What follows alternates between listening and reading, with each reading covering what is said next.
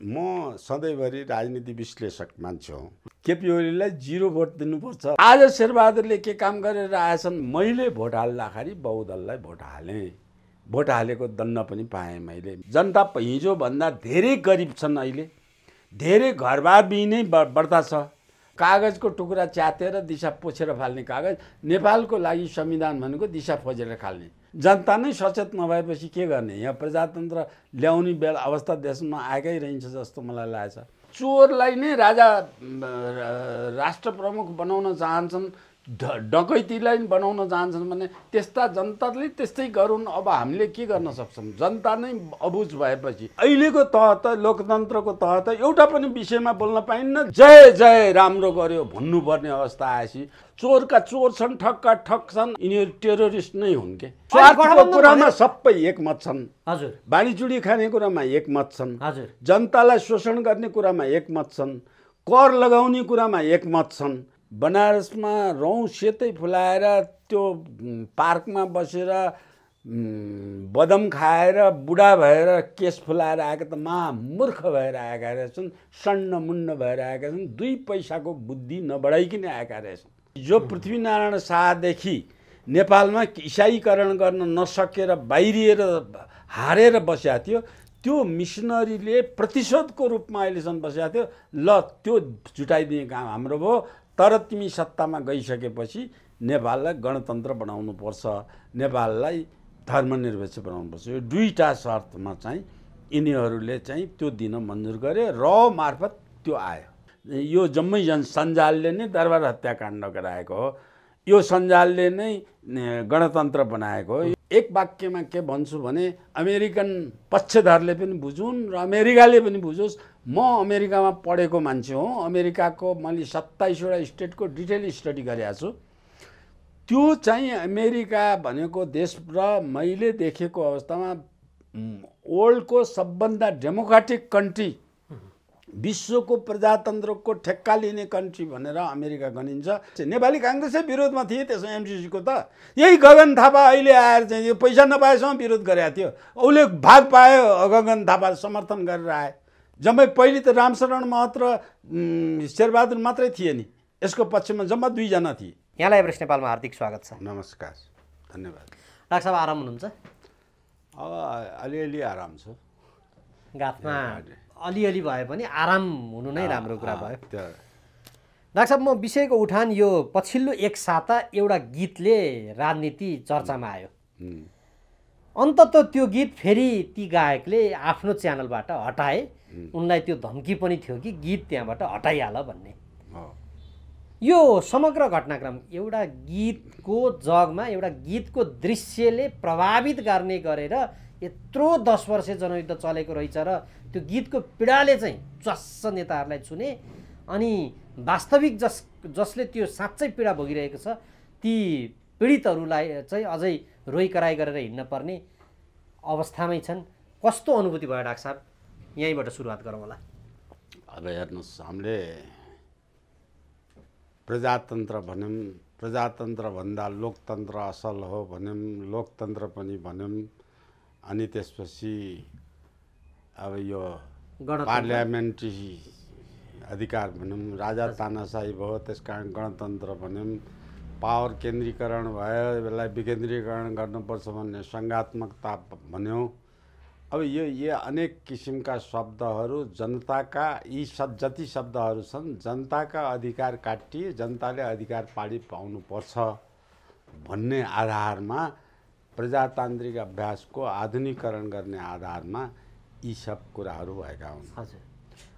अब यस्तो तानाशाही मैले चाहिँ पञ्चायत कालमा तानाशाही भनेर यिनीहरूले भन्थे। पञ्चायत कालमा यस्ता कुरा लेख्न राज संस्था बाहेक अरू जुनसुकै सामाजिक कुरामा जुनसुकै कुरामा पनि पञ्चायत कालमा यो बन्देज थिएन। हजुर, यस्तो किसिमको राजा एकजना बाहेक अरूको जस्तो सुकै आलोचना गर्न पनि पाइन्थ्यो। अब यस्तो बन्देज म सानो छँदा अलिकति बुझ्ने बेला राणा कालमा कविहरूले राणाहरूको विरुद्धमा आउने अवस्था भयो भने त्यो चाहिँ राणाहरूले त्यसलाई ब्यान्ड गर्थे भनेर मैले सुनेको छु। त्यस्ता 2-4वटा कविता पनि मैले सुनेको छु। अब त्यो राणाकालमा थियो भनेर राणाकालको विरोधमा राजाको विरोधमा पञ्चायतकालको विरोधमा उठेकाहरूले जनतालाई आफ्नो मनले भावनाले मेरो मनले अनुचित देखेको कुरा गीतको तरिकाबाट अभिव्यक्त गर्छु, कविताको तरिकाको अभिव्यक्त गर्छु, कथाको तरिकाबाट अभिव्यक्त गर्छु, नाटकको तरिकाबाट अभिव्यक्त गर्ने मान्छे कलाकारिता त कैयौँ तरिका छन् नि। त्यसमा अभिव्यक्त गर्ने कुराको अधिकार जुन हो त्यो अधिकार सबै नेपालीलाई सुरक्षित हुनुपर्छ। त्यो मानिस जसले गीत पीर गीत लेखे सपुतले जुन त्यो पीर गीत सपुतले लेखेको उसको मनको सच्चा भावनाले यथार्थ रूपले उनलाई कसैले लेख्न भनेका थिएनन् नि, कसैले बल गरेर उसलाई लेख्न लगाएको त होइन नि। तर भन्नेहरूले त के भनिदिए भने साम्राज्यवादी शक्तिहरूले पीर गीत मार्फत माओवादी विरुद्ध परिचालन गरे। अब यो कुरालाई नै म भन्दै थिएँ, तपाईँले बिचमा उठाउनु भयो, राम्रो गर्नुभयो। यही कुरा मैले जवाब दिन लागेको थिएँ। त्यस्तो किसिमको गराउनलाई प्रजातान्त्रिक अवस्थामा के हो भने त्यसको काउन्टर माओवादी समर्थकहरूले अर्को गीत लेखेर गर्नुपर्छ, अर्को नाटक लेखेर गर्नुपर्छ, अर्को कविता लेखेर गर्नुपर्छ। जेमा आएको त्यो चाहिँ उसको स्वतन्त्रता अधिकार हनन गर्न त पाइँदैन नि। उसको स्वतन्त्रता हनन गरे त तानाशाही हुन्छ नि। तपाईँको विचारको हनन मैले गर्न हुँदैन, मेरो विचारको हनन तपाईँले गर्न पाउनुहुन्न। तपाईँलाई चित्त नबुझे भन्न पाउनुहुन्छ। तपाईँले चित्त नबुझेको कुरा अर्को गीत लेखाऊ, अर्को लेख्ने जो चित्त बुझेन उसले लेखोस् न गीत, उसले गाओस् न गीत, त्यस बेला भएको राम्रो कुराको प्रशंसा गरोस् न। त्यसमा कसको आपत्ति हुन्छ? त्यो प्रजातान्त्रिक अभ्यास हो। म प्रजातन्त्र भन्छु, प्रजातन्त्र र लोकतन्त्रमा ठुलो अन्तर छ। म प्रजातन्त्रको पक्षपाती हो, लोकतन्त्रको पक्षपाती होइन। लोकतन्त्र भनेको मान्छे जातिको अधिकार मात्रै हुन्छ, प्रजातन्त्र भनेको प्राणी मात्रको अधिकारको कुरा आउँछ प्रजातन्त्रमा। त्यो ठुलो छ प्रजातन्त्रको अर्थ। प्रकृतिमा जन्मेका सबैको हकको संरक्षण गर्नेलाई प्रजातन्त्र भनिन्छ। लोकतन्त्र भनेको प्रकृतिमा मान्छेको मात्रै शासन हुने, मान्छेको मात्रै अधिकार हुने, मान्छे जातको मात्रै अधिकार हुनेलाई लोकतन्त्र भनिन्छ। त खैर यिनीहरूको भनेकोमा म विशाल विश्व ब्रह्माण्डलाई सम्म देख्ने हुनाले मैले यो कुरा भनेको। यसको नेपालले मानिआएको प्रजातन्त्र हो, लोकतन्त्र होइन।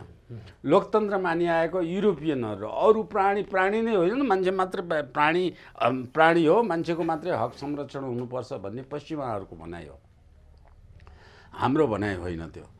त्यो हामीले चाहिँ मान्ने बेला हामी त्यति विशाल संस्कार बोकेर आएको मानिसलाई अब प्रजातन्त्रबाट लोकतन्त्र बनाएर लोकमा भएका लोकको अधिकार पनि हनन गर्ने काम यसमा गरे। मलाई लाग्छ सपुतले त्यसका जसको दृश्यको लागि उनले सही कुरा अनेक ठाउँमा व्याख्या गरेका छन्, उनले अनेक ठाउँमा अन्तर्वार्तामा दिएका छन्। उनको मनको उद्भव हो, उनले चाहिँ देखेको भोगेको कुराको उद्भव हो भनेर उनले भन्दै उनले त्यो बन्द गर्नुको मतलब उनलाई त्यही आततायी 10 वर्षीय आततायी आन्दोलन गर्दा जसरी मान्छेको हत्या हुन्थ्यो, बलात्कार हुन्थ्यो, अपहरण हुन्थ्यो, त्यो धम्की उनलाई आयो।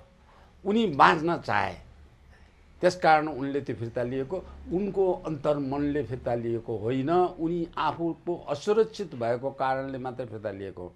तर यस्तो राजनीति दललाई, यस्तो संस्कार बोक्ने संस्कृतिलाई भोट हालेर हाल्ने जनता मागे त्योभन्दा मूर्ख मैले जनतालाई मान्छु। तिनीहरूले कहीँ पनि नेपालमा जितेको उम्मेदवार भयो कि त्यो दलको समर्थन भएको उम्मेदवार भएकोलाई हराएर पठाउनुपर्छ। यदि नेपाली जनताले लोकतन्त्र ल्याएकै हुन् भने लोकतन्त्रको अर्थ जनताले यस्ता बदमासी गर्नेलाई हटाउनुपर्छ। अब यहाँ दोष अन्तिममा कसलाई दिने त? जनताले नै तिनलाई हटाएर राख्छ भने चोरलाई नै राष्ट्र प्रमुख बनाउन चाहन्छन्, डकैतीलाई बनाउन चाहन्छन् भने त्यस्ता जनताले त्यस्तै गरून्। अब हामीले के गर्न सक्छौँ? जनता नै अबुझ भएपछि, अथवा अर्को शब्दमा सिद्धान्तको थ्योरीको शब्दमा भन्नुहुन्छ भने नेपालमा प्रजातान्त्रिक अभ्यास लोकतान्त्रिक अभ्यास गर्ने बेला आएकै छैन। यो जनता सचेत भइसकेकै छैनन्। अब नि डाक्टर साहब, जस्तो केही अगाडि एउटा सिर्जना आएको थियो पशुपति शर्माको तेसानी ब्यान्ड भयो। हिजोको दिनमा राणाकालमा पनि पटक पटक सिर्जनामाथि चाहिँ प्रतिबन्धहरू लाग्थ्यो। अब त्यही व्यवस्था विरुद्ध भनेर लड्दै लड्दै अहिले यो व्यवस्थामा आइसकेपछि यो व्यवस्थामा पनि दृश्यबाट होस् शब्दबाट होस् सर्जकले समाजमा देखेका विकृतिलाई उसले आफ्नो सिर्जनामा समावेश गर्न पाउँदैन भने यो व्यवस्था चाहिँ कस्तो व्यवस्था रहेछ डाक्टर साहब? यो व्यवस्था यो व्यवस्थालाई त भन्नुहुन्छ भने वैदिक कालमा चाहिँ यस्तो व्यवस्थालाई चाहिँ चारवटा नाउँ छन्। यस्तो व्यवस्थाका चार थरी नाउँ छन्। एउटा दानव व्यवस्था भन्छ, एउटालाई दैत्य व्यवस्था भन्छ, एउटालाई राक्षस व्यवस्था भन्छ, एउटालाई चाहिँ असुर व्यवस्था भन्छ। समग्रमा एउटै होइन र यसको अर्थ होइन, यो त्यसको तह छ। समग्रमा सबै खराब हुन्, खराबको पनि तह तह छ। जसरी मैले पञ्चायत कालमा राजाको बाहेक अरूको बोल्न लेख्न पाइन्थ्यो भनेर भने नि, त्यो एउटा तह भयो नि। अहिले त यहाँ अहिलेको तह त लोकतन्त्रको तह त एउटा पनि विषयमा बोल्न पाइन्न। जम्मै विषय चाहिँ त्यो आतताई तानाङ 10 वर्ष युद्ध गरेर मान्छे सञ्चार माध्यमका मान्छेलाई लगेर जिउँदै खाडल खनेर खन्नेको अवस्थाले पुरेकोलाई पनि जय जय राम्रो गर्यो भन्नुपर्ने अवस्था आएपछि त्यो भन्दा सञ्चार माध्यमकै कुरा गर्नु, सञ्चारकर्मीलाई नै खाल्टो खनेर जिउँदै पुर्या छ हिजोको दिनमा। अब अहिले चाहिँ यो जुन धम्कीपछि त्यसपछि लगभग यो प्रकरण सेलाइसकेको थियो। धम्कीपछि होइन, त्यो त त्यस बेला चाहिँ आतताई आतङ्ककारी भएर भूमिगत बसेको हुनाले त्यो कुरालाई लिएको अवस्था भयो। अहिले त्यो छोडेर हामी सामान्य मान्छे सर समाजमा बाँच्न आएका छौँ भनेर आम माफी दिएर बाँचेका हुन् नि। अपराधी त अपराधी नै हुन्। तिनीहरू मानसिक सोच त अपराधीबाट मुक्त भएकै छैन। मानसिक सोच यथावत छ। चोरका चोर छन्, ठगका ठग छन्, आतताईका आतताई नै छन्। यिनीहरू टेरोरिस्ट नै हुन् के। यिनीहरू टेरोरिस्ट प्रवृत्तिबाट यिनीहरू उम्केकै छैनन्।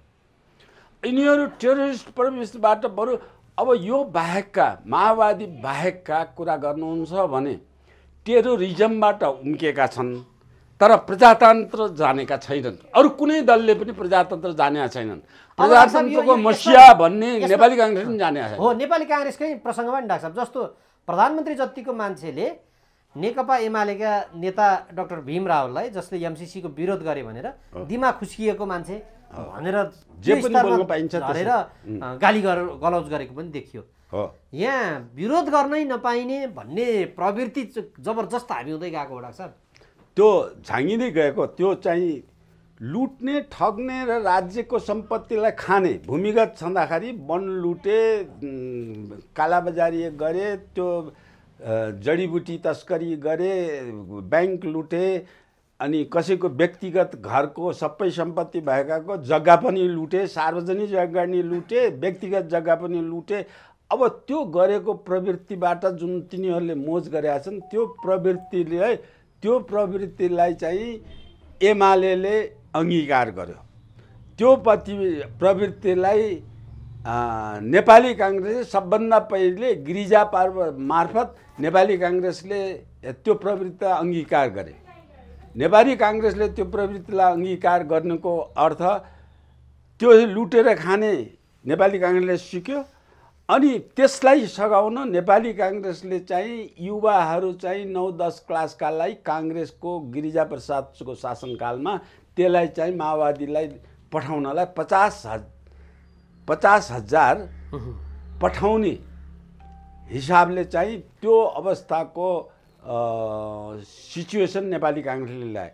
अब अहिलेको प्रवृत्ति भन्नुहुन्छ भने ठुला सत्तामा जाने जम्मै दलले जहाँ पनि लुटेर खाने कुरालाई सबैले अङ्गीकार गरे। कहाँबाट सिके? त्यो माओवादीबाट सिके, त्यो भूमिगतहरूबाट सिके, त्यो गर्ने टेक्नोलोजी इन्डियन आतताईहरूबाट सिके। अनि एडमिनिस्ट्रेटिभ टेक्नोलोजी इन्डियाको कङ्ग्रेस इन्डियाको गभर्मेन्ट रबाट सिके।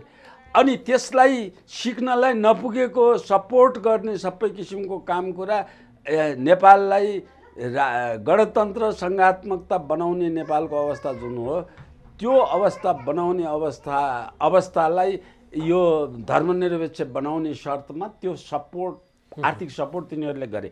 आज पनि त्यो बढ्दै बढ्दै बढ्दै गएर प्रजातान्त्रिक अभ्यासको विपरीत एमसिसीसम्म आएको छ।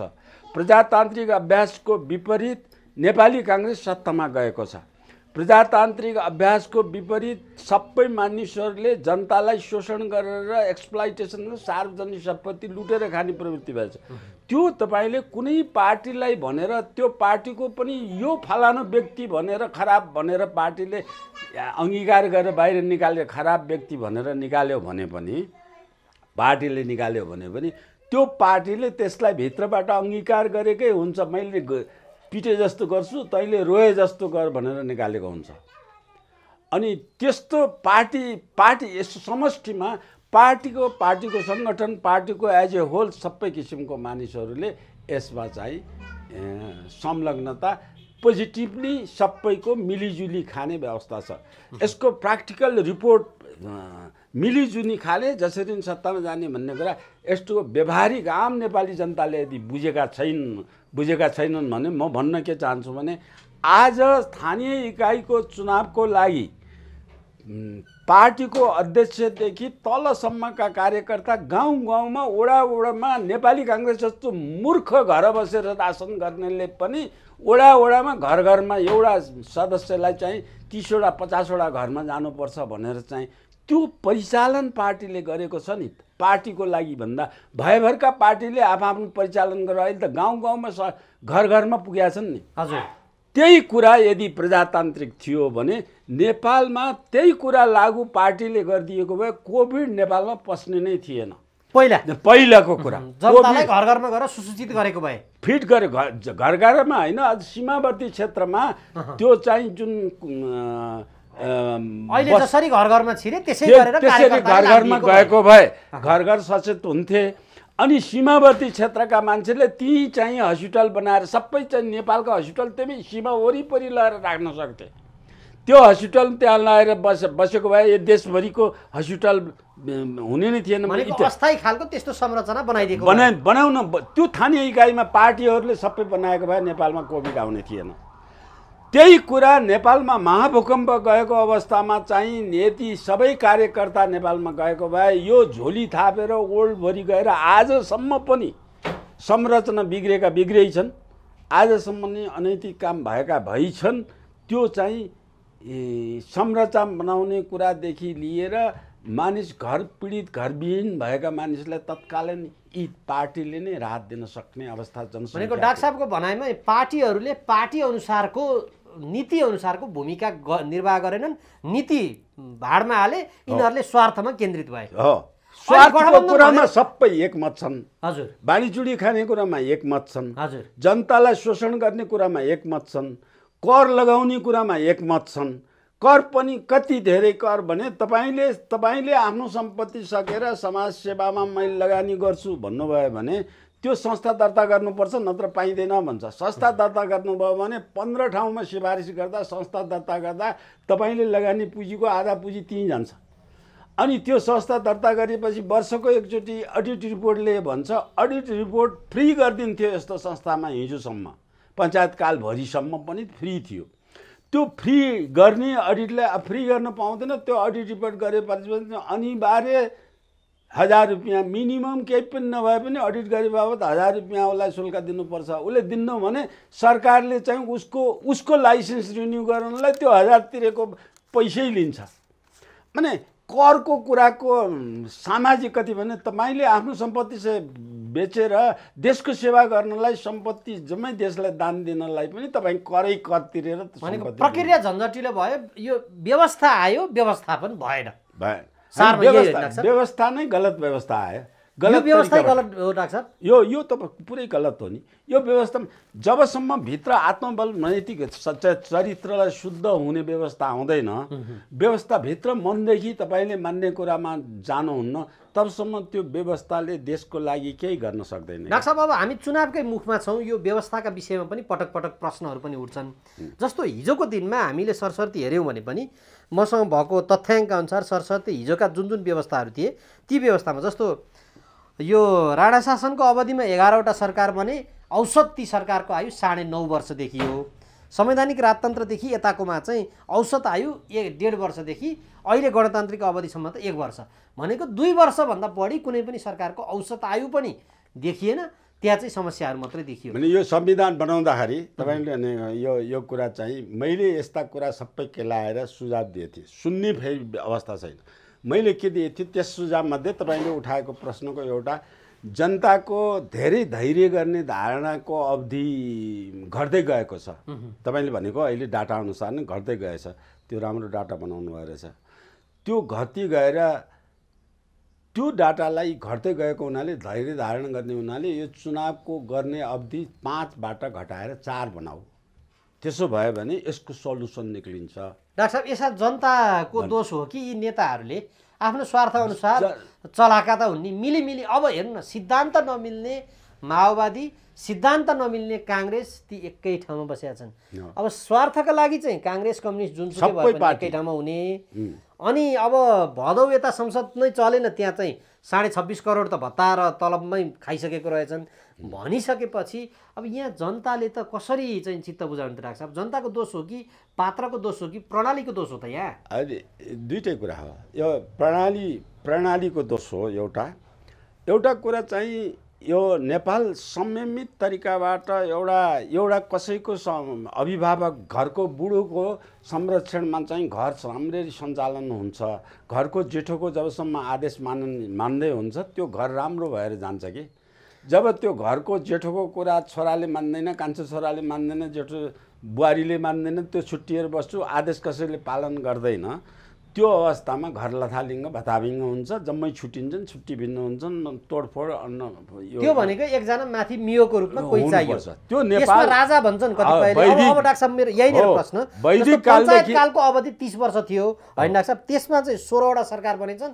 त्यो सरकारको आयु 1 वर्ष 8 महिना जस्तो देखियो। भनेपछि त्यसको पनि विकल्प अब गणतन्त्रमा त यो पछिल्लो 13 वर्षमा 13वटा सरकार बने। यो संवैधानिक राजतन्त्र 47 देखि 63 सम्म हेर्दा 16वटा सरकार बने 16 वर्षमा। भनिसके पछाडि पञ्चायतको भन्दा केही बढी मात्रामा सरकार बने, आयु चाहिँ कम देखियो सरकारको औसतमा, त्यो चाहिँ हो। तर फेरि अब पञ्चायत कालमा पनि त 16वटा सरकार 30 वर्षभित्र त बनेकै देखियो डाक्टर साहब। त्यो होइन, त्यस बेला भन्दा मैले घट्दै आएछ। एउटा यसको कारण यसलाई यो लामो अनुसन्धानको विषय हुन्छ। एउटा जनता सचेत हुँदै आएका छन्, नयाँ पुस्ता आउने बित्तिकै नयाँ कुरा सिकेर आएछ, त्यसले चेन्ज चाहन्छ, चाँडै चेन्ज चाहने वातावरण हुन्छ जनताको पक्ष भन्नुहुन्छ भने। तर अहिले चाहिँ बहुदलीय व्यवस्था आइसकेपछि जनताको पक्ष पार्टीले इग्नोर गरे।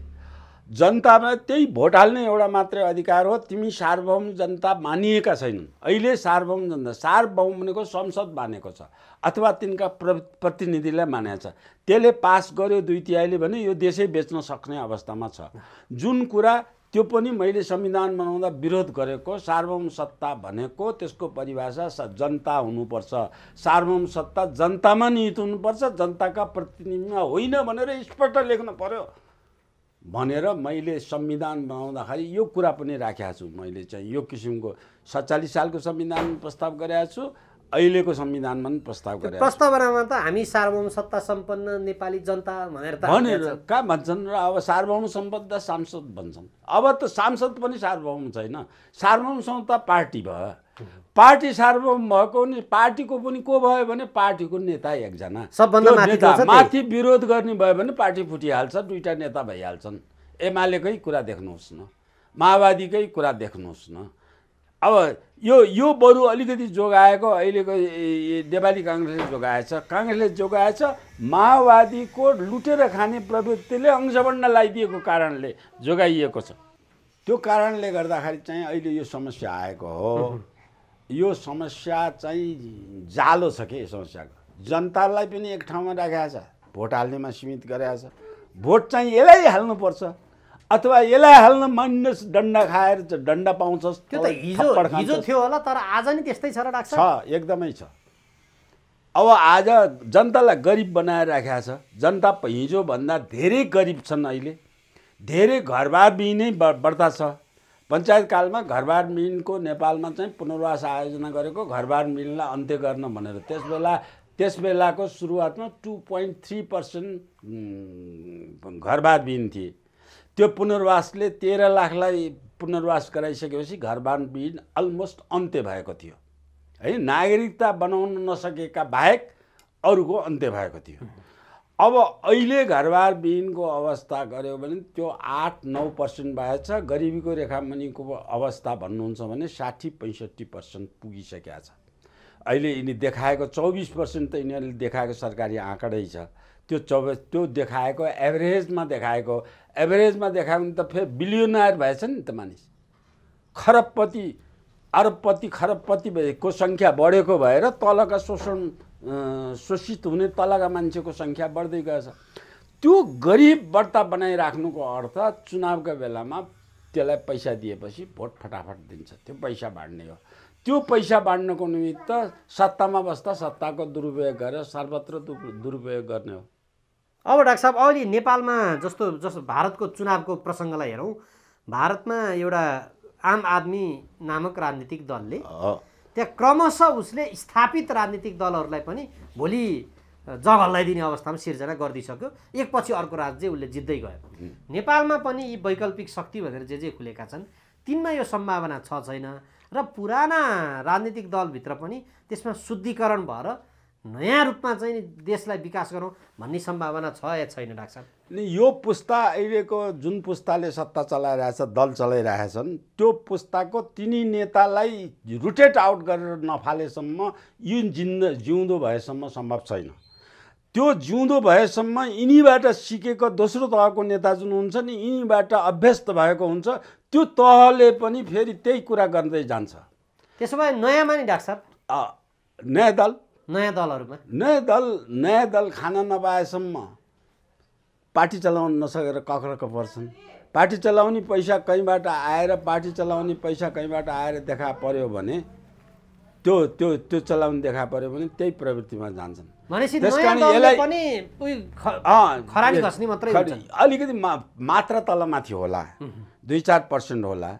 अहिले नेपाली काङ्ग्रेसलाई भन्नुहुन्छ भने नेपाली काङ्ग्रेसलाई बिपी धारको मान्छे अथवा नेपाली काङ्ग्रेसको पहिले चाहिँ 17 सालभन्दा पहिले जुन आदर्श मैले त देखाएको छु नि, ती सबै पार्टीमा पार्टीमा हुनुपर्ने आदर्श गुण जुन चरित्र हो त्यो उच्च चरित्रको थियो है। त्यसबेला सोभरेनिटी जनतामा नै मानेर चाहिँ त्यसबेला त राजैमा हुन्थ्यो, त्यसमा भएर पनि जनताको सोभरेनिटी राजाले पनि मानेका थिए। राजा पनि जनता मुनि हुँ भनेर राजाले अनुभूत गर्थे। अब त्यो अवस्थाको आदर्श कहिले सकियो भने जब गिरिजाप्रसाद प्रधानमन्त्री भएर माओवादीलाई गरेर 11 बुँदेबाट उठाएर लिएर आए। 11 त्यो 11 बुँदेभन्दा पहिले 12 बुँदेभन्दा पहिले जुन इन्डियाले भूमिका खेलेर गिरिजा तलमाथि परेर एसियाको नेता बनायो नि गिरिजाले इन्डियाले भनेको मानेको जम्मै काम गरे बापत एसियाको नेता भनेर उसलाई राजालाई दिएको भन्दा ठुलो सम्मान दिएर स्वागत गर्यो इन्डियामा। त्यो बेला बन्नु वातावरण बनाउनेदेखि यो दलको चारित्रिक संयन्त्र खत्तम भएको थियो। अब त्यो दल चाहिँ भूमिगतबाट बाहिर आएर गरेपछि ती दल बाहेक अरूका मान्छेले त्यो भूमिगत हुनेलाई तालिम दिएर सही बाटोमा ल्याउँछन् भन्नुको सट्टा ती दलले भूमिगत छँदाखेरि उनले गरेका खराब प्रवृत्ति यी दलले सिकेर यसमा पो मोज रहेछ त, यसमा पो मस्ती रहेछ भन्ने कुरा यिनीहरूले सिकेछन्। त्यो सिकेको कुरा हमेसा फाल्न सकिन्न। तपाईलाई चाहिँ यो फाल्ने भनेको कुरा जुन यिनीहरूको जनताले विश्वास गर्ने ठाउँ छैन, त्यो नेता एउटा जडायाले गर्ने जस्तै हो। जडायाले आज गर्छ धर्म भोलिदेखि रक्सी खान्न भन्छ, कसम खान्छ गर्छ, फेरि 4 पैसा भयो भने रक्सी खान्छ। त्यसो भए यो चुनाव पनि अहिले नजिकै छ। अब स्थानीयको सुरुमा छ, त्यसपछि क्रमशः प्रदेश र सङ्घको होला। जनताले फेरि एकपटक त्यो गल्ती गर्छन्। मैले जनताले एकपल्ट गर्ने कुरा मैले जनतालाई त के भने मैले नेपालभरि अध्ययन गर्दा के देखेको भने सबभन्दा शिक्षित र एलाइट भएको नेपालको जिल्ला मैले मानेको 2टा जिल्ला थियो। एउटा झापा जिल्ला, एउटा चाहिँ चितवन जिल्ला। झापा र चितवन जिल्ला भनेको देशका एलाइट बुद्धिजीवी प्रवृत्तिका मान्छे बसाइ सरेर गएर बनेको जिल्ला। त्यो अमेरिका देश जसरी बन्यो नि युरोपबाट बसाइ सरेर, त्यस्तै नेपालबाट बसाइ सरेर बनेको दुईटा अरू जिल्ला नि छन्, तर म्याक्सिमम बसाइ सरेकाको डोमिनेट भएको जिल्ला चितवन र झापा हो। झापामा मान्छे काटेका, जसले मान्छे काटेको जिउँदै त्यो परिवार रोएर अहिलेसम्म हिँड्दा हिँड्दै त्यही मान्छेलाई जिताएर पठाए। चितवनमा बाँदरमुढे काण्ड बनाएर बाँदरमुढेको काण्ड बनाउने मान्छेको त्यही गाउँका मान्छेले चाहिँ उसलाई भोट दिएर चाहिँ बाँदरमुढे काण्डमा 3 बुँदे सहमत गरेको 6 अरब रुपियाँ ल्याएर यहाँ फिजाउँछु भनेको भरमा फिजायो, फिजाएन उसैलाई जान्नुहोस्। केही काम गरेको मैले केही पनि देखेको छैन। त त्यहाँका जनताले यसरी हालेपछि सचेत भन्ने जिल्लाबाट त यसरी गयो भने अरू त त्योभन्दा सचेत अचेत अवस्था, अर्धचेत अचेत अवस्थाका छन्। अरू देशभरिको समष्टिमा भन्नुहुन्छ अचेतन। अघि तपाईँले केजरीवालको इन्डियाको कुरा ल्याउनु भयो। अहिले वो पन्जाबको सबभन्दा सचेत, इन्डियाको सचेत सम्पन्न पनि। दुईटै कुराले यस इन्डियाको युरोप भनिन्छ त्यसलाई, हजुर, पन्जाबलाई। इन्डियाको सबभन्दा धेरै खाद्यान्न उत्पादन गर्ने, सबभन्दा धेरै पढे लेखेका भएको, सबभन्दा मिहिनेती काम गर्ने भएको इन्डियाको युरोप भन्ने ठाउँमा गएर त्यो चाहिँ केजरीवालले जितेको मतलब त्यहाँनिर केजरीवालले जुन दिल्लीमा काम गर्यो, बिजुली सित्या दिन्छु, पानी सित्या दिन्छु, काम कुरा जनतालाई दिने यो दिन्छु, त्यो कहाँबाट लिन्छु भने कर लगाउन्न। कर किन लगाउन्न भन्दाखेरि चाहिँ मैले त्यो घुस खाने जुन चाहिँ भ्रष्टाचारीले घुस खाएको पैसा छ त्यो घुस बन्द गर्छु, त्यो पैसा ल्याएर यो काम गर्छु भनेर गरेर देखाइदियो। त्यसकारण उसले चाहिँ त्यो पन्जाबमा जित्यो। अब उसको इन्डिकेसन के हो भने अब प्रान्तको नभएर, केजरीवाल प्रान्तको नभएर अब इन्डियाको नेता हुने वातावरण थियो। त्यो जुन दिल्ली इन्डियाको सबभन्दा शिक्षित समूह बसेको ठाउँ हो, त्यसले महसुस गर्यो 1 नम्बरमा। त्यसपछि शिक्षित बसेको ठाउँ चाहिँ पन्जाब हो, त्यसले महसुस गर्यो। अब यो महसुस गर्ने नेपालमा झापा र चितवन सबभन्दा हो, त्यसैले महसुस गर्दैन भने जनताले बुझेर भोट हाल्छन् र सही मान्छे ल्याउँछन् भन्ने नेपालमा त त्यो अवस्था सिर्जिएकै छैन। त्यो अवस्था सिर्जिएको छैन। मैले भनेको मतलब त्यो अवस्था सिर्जिने खालको शिक्षा पद्धति नै भएन हामी यहाँ। त्यो शिक्षा पद्धति जबसम्म सुधारिन्न, नयाँ उत्पादन हुने त्यही मण्डले र ऊ किसिमको हुन्छ। सबभन्दा खराब त के भने भौतिक उपभोक्तावादी सोच जुन चाहिँ नेपाली काङ्ग्रेसले लिबरल इकोनोमी लिएर कल कारखाना उद्योग धन्दा बेच्ने वातावरण बनाउने जुन किसिमको सोच लिएर आयो, नयाँ शिक्षा पद्धतिहरूले पश्चिमीकरण गरेर जुन आयो, त्यो आएको पछिले भौतिक उपभोक्तावादी सोचको बाहेक त्यागको सोचको मान्छे जन्मेकै छैन। अब डाक्टर साहब यसमा चाहिँ यो काङ्ग्रेसका अहिले युवा नेता गगन थापाले के भन्यो भने 12 अर्ब जति राजस्व उठ्थ्यो, पञ्चायतले बनाएका जति पनि संरचना काङ्ग्रेसमाथि जुन आरोप आयो त्यो आरोपको विषयमा उनले प्रष्टीकरण दिँदा के भन्थे भने 40% पञ्चायतको ऋण थियो, त्यसको व्यवहार नै तिर्नु पर्थ्यो। सरकारले बरु यो त बुद्धिमत्तापूर्ण निर्णय गर्यो, उदारवादी त्यो नीति ल्याएर र ती कल कारखानाहरू बेचिदिएर किन र यो चाहिँ अझ त्यसको चाहिँ विरोध अझ कम्युनिस्ट पार्टीहरूले पनि गरे। ती कम्युनिस्ट पार्टीहरूका पनि पटक पटक प्रधानमन्त्री भए, उनीहरूले त झन् चलाएनन्, उनीहरू नै बरु निजीकरणको पक्षमा लागे। अहिले ठुला नेताका छोराछोरी चाहिँ निजी नै स्कुलमा पढाउँछन्, हिजो बरु सरकारी स्कुलमा विरोध गर्दै हिँडे। अब अहिले अझ यो माओवादीका त कतिपय नेताहरू त जसले हिजो यो सरकारी स्कुलमा बन्देज लगाउँदै बम पड्काउँदै हिँडे, उनीहरूका छोराछोरी त निजी स्कुलमा पढ्छन्, त्यहाँबाट भन अमेरिका बेलायतका देशहरूमा छन् भन्ने कुराहरू आयो। भनिसके पछाडि यो काङ्ग्रेसले जे काम गर्यो त्यो गरिएको कामलाई टक्कर दिने गरेर अर्को कुनै राजनीतिक दलले काम गर्न नसकेको हो कि बाहिर बसेर विरोध मात्रै गरिदिएका हुन्? होइन, मैले के सोचेको थिएँ भने म सधैँभरि राजनीति विश्लेषक मान्छे हो। मैले पञ्चायत कालमा के विश्वास गर्थेँ भने तपाईँको जवाब 2-3टा कुरा बुँदाबाट दिन्छु म। पञ्चायत कालमा मैले चाहिँ 30 वर्षसम्म इन्डियामा बसेका नेपाली काङ्ग्रेस भूमिगत भएर बसे, इन्डियामा बसे। इन्डियामा नेपालको विरुद्धमा द्वन्द्व मच्चाए, षड्यन्त्र गरेर बसे। इन्डियामा बसेर आएपछि फाटेका थोत्रा चप्पल लाएर नेपालमा आए। ती आउने बेलामा मलाई चाहिँ के लाग्थ्यो भने अब चाहिँ मैले किन 17 सालसम्म त पार्टी सिस्टम देखाएको थिएँ नि, नेपाली काङ्ग्रेसलाई पनि देखाएको थिएँ, गोर्खा परिषदलाई पनि देखाएको थिएँ, तत्कालीनको जम्मै पार्टीलाई देखाएको थिएँ नि। तिनमा आदर्श थियो नि। त्यही आदर्शका तिनै बुढा नेता त्यहाँ बनारसमा गएर बदम खाएर घाम तापेर बदम खाएर हुर्केर आएका हुनाले तिनले त नेपालको लागि हरेक जिल्लामा कहाँ के बनाउने, कसरी बनाउने, कुन पैसाले लिने, कुन स्रोतले बनाउने, स्रोत परिचालन कसरी गर्ने भनेर 30 वर्षसम्म अध्ययन गरेर खग्गु भएर आएछन्। यिनले शासन गरे भनेदेखि यो पञ्चायतले गरेको भन्दा दुब्बर राम्रो गर्छन्, तेब्बर राम्रो गर्छन्, फटाफट काम गर्छन् भन्ने मेरो मनमा थियो। त्यसमा त्यो मनमा भएको हिसाबले मैले भोट हाल्दाखेरि बहुदललाई भोट हालेँ। भोट हालेको दण्ड पनि पाएँ मैले अब त्यो कसरी त्यो भोट हालेको पनि देख्दा रहेछन्, थाहा पाउने रहेछन्, बहुदललाई भोट हालेँ।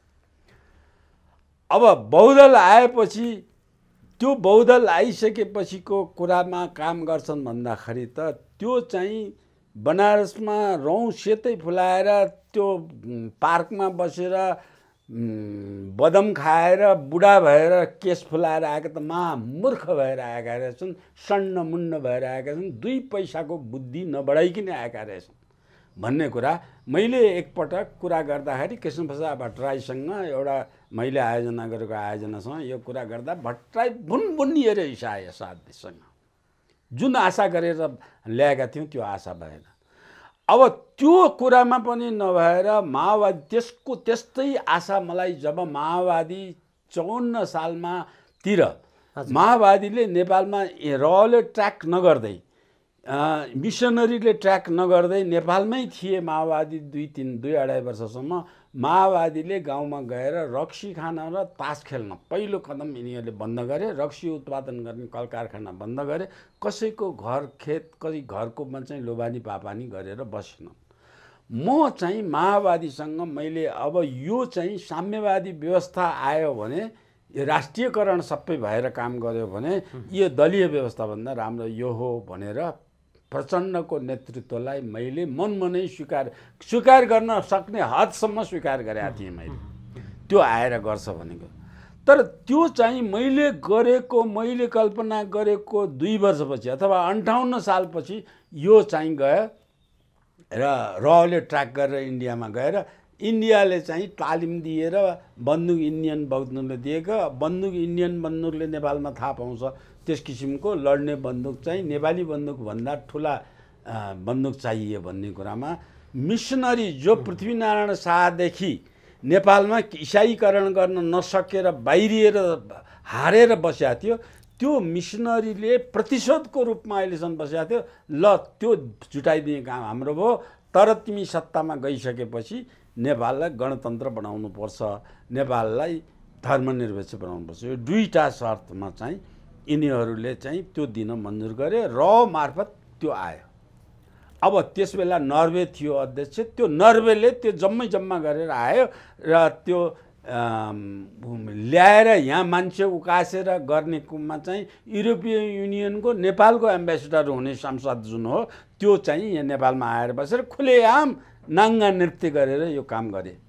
अब यस्तो अवस्था छँदाखेरि पनि राज्यमा सत्तामा बस्दा यो कुरा राज संस्थामा पस्ने दरबार हत्याकाण्ड हुनेसँग यो जम्मै गलेमलेसँग यो जम्मै सञ्जालले नै दरबार हत्याकाण्ड गराएको हो।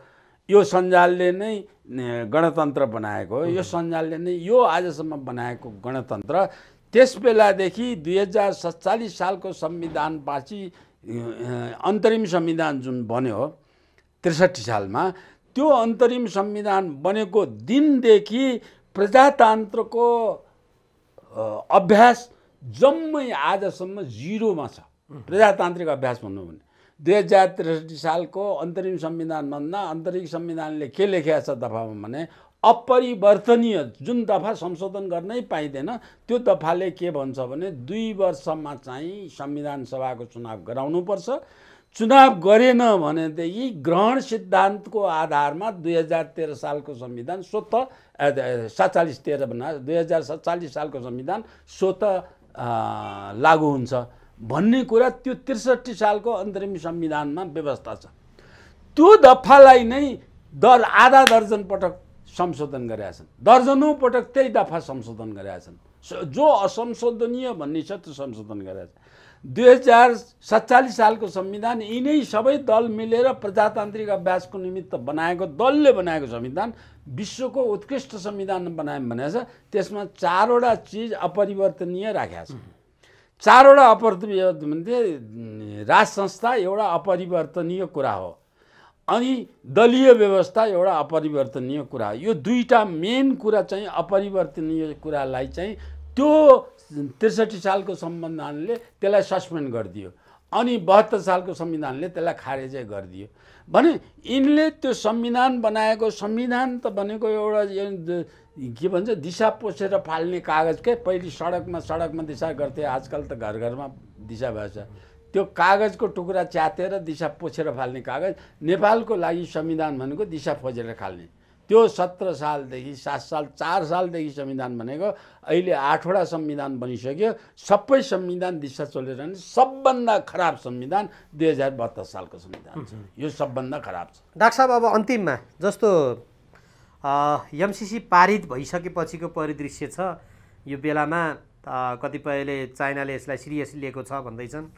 चिनिया विदेश मन्त्री नेपाल पनि आउँदै हुनुहुन्छ एउटा अमेरिकन जहाज युएस फोर्सको एउटा जहाज आउँदैमा यहाँ तरङ्ग आउँछ सामाजिक सञ्जालहरू रङ्गिन थालेका छन् तर राजनीतिक दलहरू चाहिँ अहिले पनि केपी शर्मा ओली काङ्ग्रेसलाई 13 सिटमा झार्नुपर्छ भन्छन् झलनाथ खनाल एमालेलाई 0 सिटमा झार्नुपर्छ भन्छन् प्रचण्ड हामी त गर या मरको अवस्थामा छौँ 1 नम्बर पार्टी हामी नै बन्छौँ भन्ने हिसाबले अगाडि बढिरहेका छन् आगामी दिनको सिनारियो कस्तो देख्नुहुन्छ डाक्टर साहब? त्यो सिनारियो एकदम ठिक तिनीहरूले भनेको एकदम ठिक छ एउटा चाहिँ केपी ओलीलाई 0 भोट दिनुपर्छ भन्नेबाट थाल्छन् त्यहाँ अब केपी ओलीकैले उठाएको मान्छे केपी ओलीकै पार्टीको मान्छे हिजोको अहिले छुट्टिएर झाडा गरेर त्यही अंश भण्ड नगएर अंश भण्डमा पनि कति पाइसक्यो भनेदेखि अब 1 अरब रुपियाँ त उसले सर्प पाल्ने भन्ने जस्ता कुराहरूबाट गए 50-60 करोड रुपियाँ त उसले औषधि उपचार गर्न भनेर चाहिँ खर्च लिएछ। अब त्यो देशको लागि शून्य योगदान गएको मान्छेले यस्तो किसिमको कुरा गरेर त्यो असम्भव कुरा के भोट मैले चुनाव जितेँ भनेर बाक्स उल्टाउने भन्छ नि यसमा चाहिँ फिर्ता लिने बाकसमा पनि 2-4वटा मत पर्छन् शून्य कहाँ हुन्छ त्यो झुकिएर पनि पर्या हुन्छन् कि अब त्यो शून्य बनाउनुको पछाडि यो भनेको यो सबै पार्टीले भनेको कुरा सबै एबनर्मल कुरा असामान्य कुरा जम्मै पार्टीले भनेको तपाईँले भने एउटाको भन्दैन भन्ने सबै मान्छेले असामान्य तल्लो तहको घटिया बोली अत्यन्त नीच बोली नेताले बोल्ने नेता भनेको त महान ठुलो हुने हो नि महान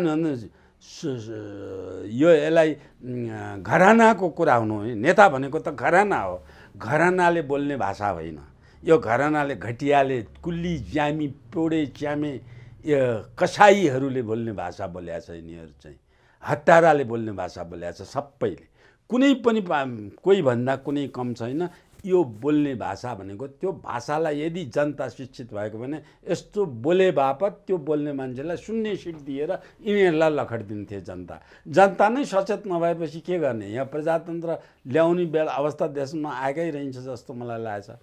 अब यो भाषाको कुरा तपाईँ गर्नुहुन्छ भने यो कुरा चाहिँ आएको अब यसको पछाडिपट्टिको बाटो शून्य बनाएर मैले जित्छु भन्ने आँट के भने यो चाहिँ अरब खरबमा चाहिँ नेपालका ठेक्का पट्टा जग्गा जमिन जम्मै कुरा कालाबजारी या तस्करी यो सबैमा चाहिँ सत्तामा बसेकाहरूले दिएर तिनीबाट पैसा लुट्ने इभन भने सहकारी जम्मै लुटाएछन् पार्टीले सहकारी यो पार्टीले लुटाएको तपाईँले यो के गुरुङ के तामाङले लुटाए बस्नेतले लुटायो भन्ने कुरा होइन तिनीहरू त खेलाउन माध्यम मात्रै हुन् त्यो लुटेका पैसा सबै दलले लिएर गएछन् यिनीहरूले म जित्छु भन्ने आँट मसँग यति पैसा छ यति पैसाले यति भोट किन्छु यति भोट दिएर म जित्छु भन्ने आँट छ त्यही आँटको पैसा कति लुट्याछन् पैसा कति बाँडिएछन् बाँड्ने तरिकालाई कसलाई कति पैसा दिने भनेर अब नेपाली काङ्ग्रेसकाले एकजना जिल्लाको कार्य समितिले 50वटा घरका दरले घरमा पुग्नुपर्छ भने त्यो पैसाको हिसाब कसलाई कति दिएर कुन भोट लिने भन्ने हिसाब हो यिनीहरूको। प्रजातान्त्रिक अभ्यासमा राम्रो काम गरे केजरीवालको तपाईँले उदाहरण ल्याउनु भयो नि पैसा दिनु त परेन नि अर्को प्रान्तको मान्छेले उसको काम देखेर गरे नि आज शेरबहादुरले के काम गरेर आएछन् भन्ने कुराले काम देखेर आउने हुन्छ। अब तपाईँको अर्को शब्द एमसीसीको सित नेपाली काङ्ग्रेसको जोडिएको कुरा गर्नुहुन्छ भने म एक वाक्यमा के भन्छु भने अमेरिकन पक्षधरले पनि बुझुन् र अमेरिकाले पनि बुझोस्, म अमेरिकामा पढेको मान्छे हो। अमेरिकाको मैले 27वटा स्टेटको डिटेल स्टडी गरेको छु। त्यो चाहिँ अमेरिका भनेको देश र मैले देखेको अवस्थामा वर्ल्डको सबभन्दा डेमोक्रेटिक कन्ट्री, विश्वको प्रजातन्त्रको ठेक्का लिने कन्ट्री भनेर अमेरिका गनिन्छ। त्यसको आम विश्वले बुझ्नुपर्ने एउटा कुरा के हो भने अमेरिकी जनतालाई अमेरिकाभित्र त्यो प्रजातान्त्रिक अभ्यास छ। यो मैले दुई मत मान्दिनँ। अमेरिकन नागरिकलाई अमेरिका देशभित्र त्यो प्रजातान्त्रिक अभ्यास छ। अमेरिका वर्ल्डको मोस्ट ग्रेटेस्ट डेमोक्रेसी हो। प्र्याक्टिकल्ली छ, त्यो थ्योरीमा होइन, व्यवहारमा त प्रजातन्त्र छ त्यहाँ। तर त्यही अमेरिका सरकारले विश्वलाई जुन हेर्ने दृष्टि छ, विश्वभरि त्यसले तानाशाही गर्छ, त्यसले प्रजातान्त्रिक अभ्यास गराउँदैन, विश्वभरि डिक्टेटर गर्छ। विश्वभरि डिक्टेटर गर्ने क्रममा चाहिँ अब विश्वका मान्छेलाई ल्याएर इराकमा गएर सद्दाम हुसैनलाई झुडाउँछ, अफगानिस्तानमा गएर झुडाउँछ, लिबियामा गएर त्यहाँको राष्ट्रपतिलाई झुडाउँछ। अब त्यो गर्ने क्रमभित्र विश्वभरिमा को अमेरिकाको पक्षमा भने भड्किने अवस्थामा जुन छ, यो अहिलेको अवस्थामा युक्रेन र नेपालमा आएको छ अमेरिका।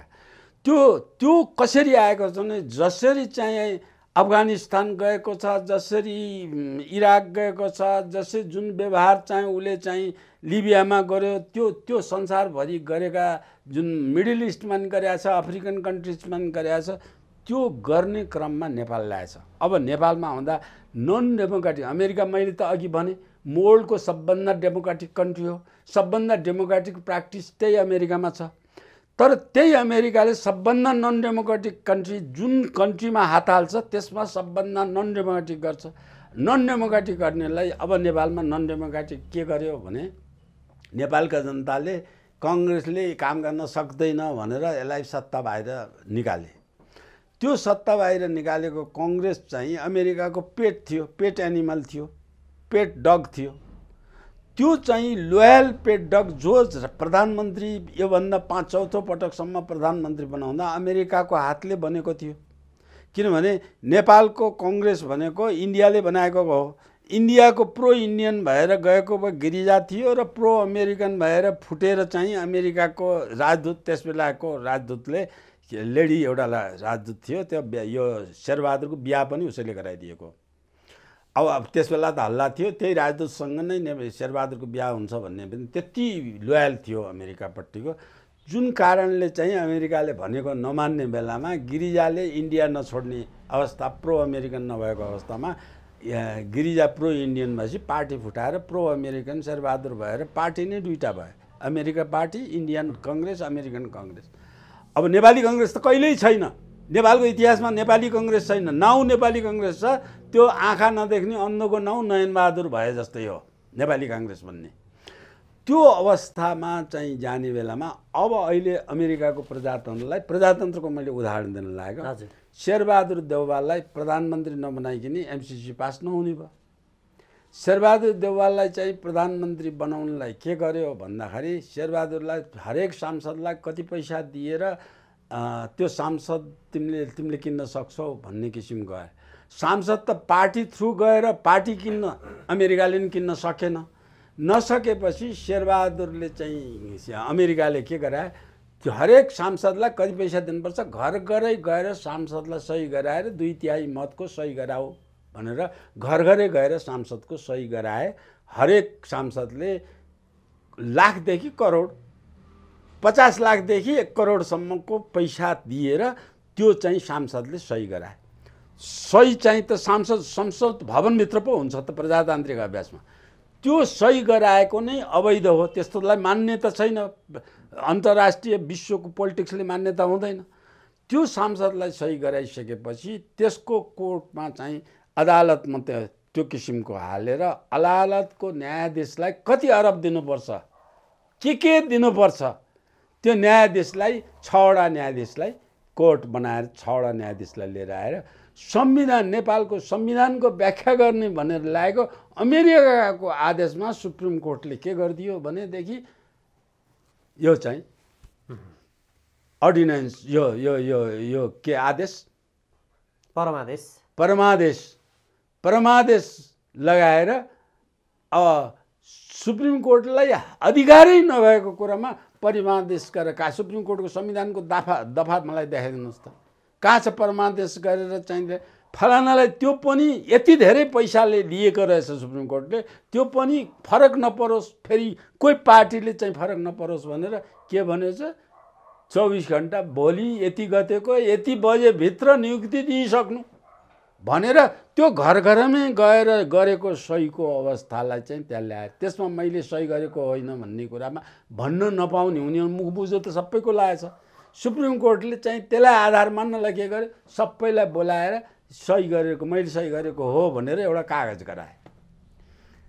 त्यो राजनीतिक कुरा होइन, त्यो लेनदेनको तमसुकको कुरा त होइन नि, साक्षी पकाउने कुरा त होइन नि। त्यो प्रक्रिया नै लागू हुँदैन। जुन प्रक्रिया लागू हुँदैन त्यो जुन प्रक्रिया सुप्रिम कोर्टमा गएर के अरे सुप्रिम कोर्टले गर्ने कार्यक्षेत्रभित्र होइन, त्यो कार्यक्षेत्र त संसद हो। संसदभित्र गएर भोट हाल्ने यस नो भनेर त्यहाँ भोट हालेरै गर्नुपर्छ। त्यो अवस्थामा अप्रजातान्त्रिक तरिकाबाट मैले नेपाली जनताले बुझुन् भनेर अप्रजातान्त्रिक तरिकाबाट चाहिँ अध्यक्ष ऊ भयो, प्रधानमन्त्री नियुक्ति भयो।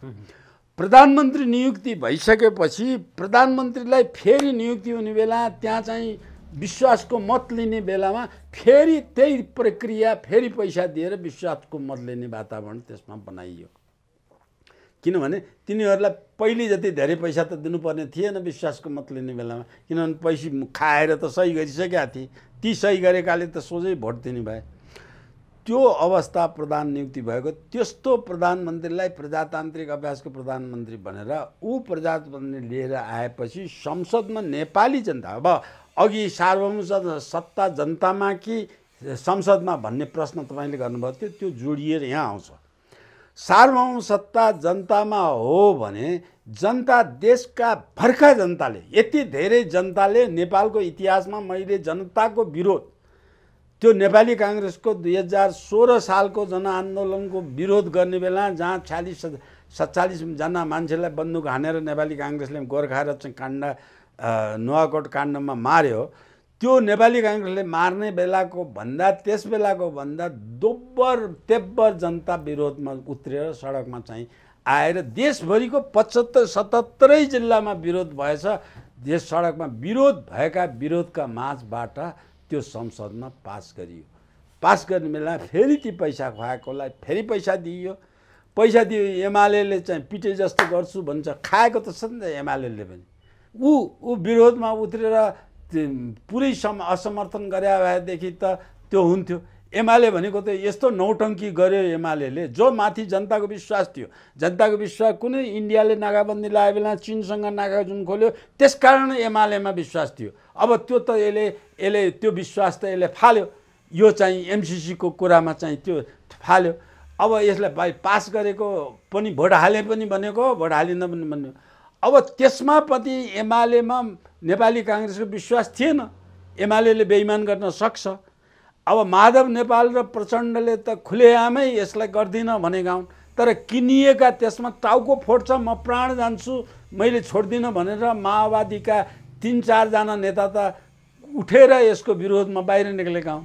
तिनले संसदमा गएर नि विरोधमा बोलेका हुन्, तर विरोधमा मत हाल्ने चाहिँ तिनको पनि आँट भएन।